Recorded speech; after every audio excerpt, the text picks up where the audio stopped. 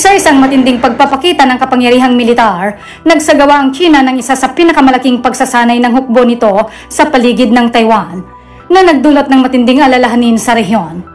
Sa pagsama ng 125 na eroplanong militar at 34 na sasakyang pandigma, kabilang ng aircraft carrier na Liaoning, mabilis namang nagpatrolyang Taiwan upang tiyakin ang seguridad nito.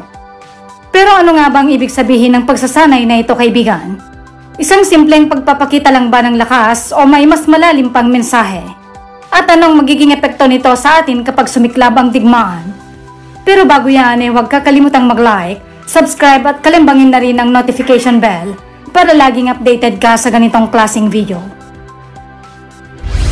Ang mga war games ay kasunod ng kontrobersyal na talumpati ni Pangulong Lai Ching-te ng Taiwan. Sa kanyang huling National Day Address, tahasan niyang sinabi na walang karapatan ng Beijing na katawanin ng Taiwan at nanindigan ng bansa sa kanyang soberanya. Bagaman nag-alok din si Lai ng pakikipagtulungan sa China hinggil sa mga issue tulad ng pagbabago ng klima, ay tila hindi ito nagustuhan ng Beijing. Sa halip ay inakusahan ng China si Lai ng pagsuporta sa separatismo at malinaw na binalaan ng mga persang nagsusulong ng kalayaan sa Taiwan. Ang mga exercises ng hukbo na malawakang ibinahagi sa social media ng China ay kinabibilangan ng naval blockade sa mga pangunahing daungan ng Taiwan.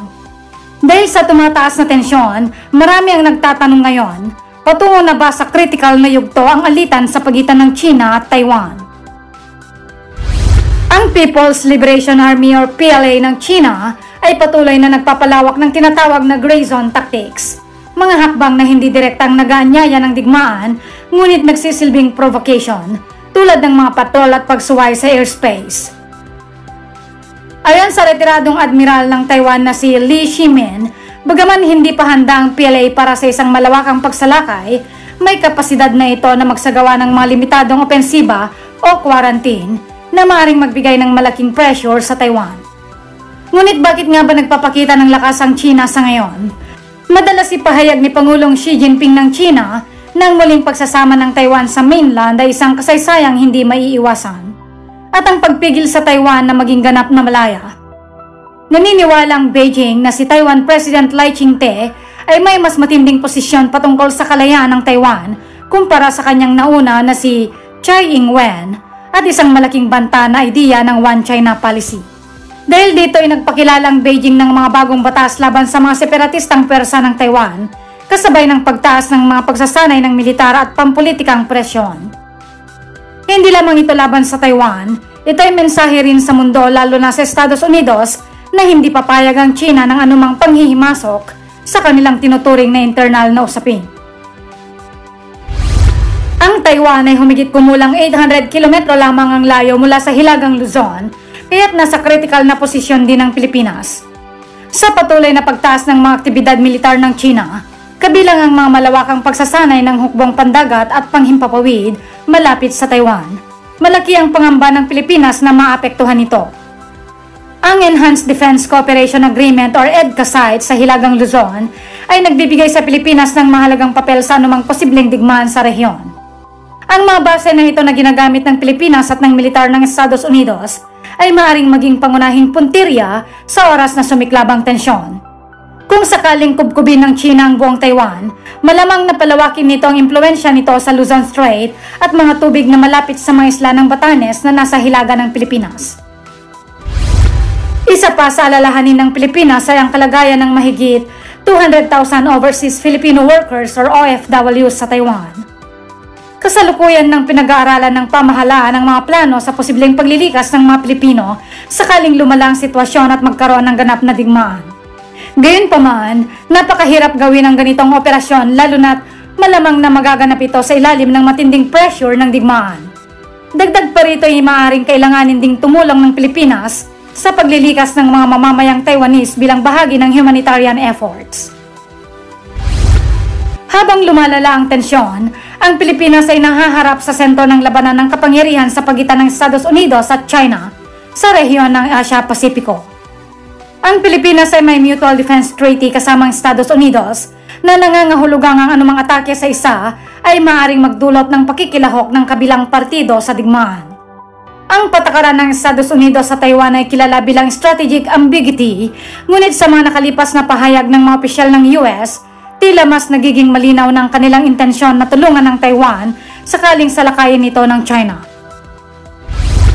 Ang tensyon sa Taiwan Strait ay may malawakang epekto, hindi lang sa China at Taiwan, kundi sa buong rehiyon. Ang Estados Unidos, Japan at iba pang mga bansa tulad ng Australia at India na bumubuo ng Quad, ay lubos na nag-aalala sa pagpapanatili ng kapayapaan sa Indo-Pasipiko. Ang Taiwan ay mahalagang aliado ng US sa kanilang estratehiya upang balansehin ang lumalaking impluensya ng China. Ang anumang hakbang ng China upang sapilitang muling isama ang Taiwan ay maaaring magbunga ng mas malawak na labanan at posibleng makahila pa ng ibang mga bansa.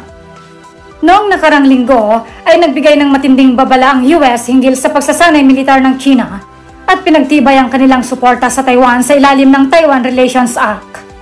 Gayunpaman, patuloy na bumibigat ang diplomatikong hamon para sa Estados Unidos na suportahan ang Taiwan ng hindi nagdudulot ng direktang komprontasyon sa China.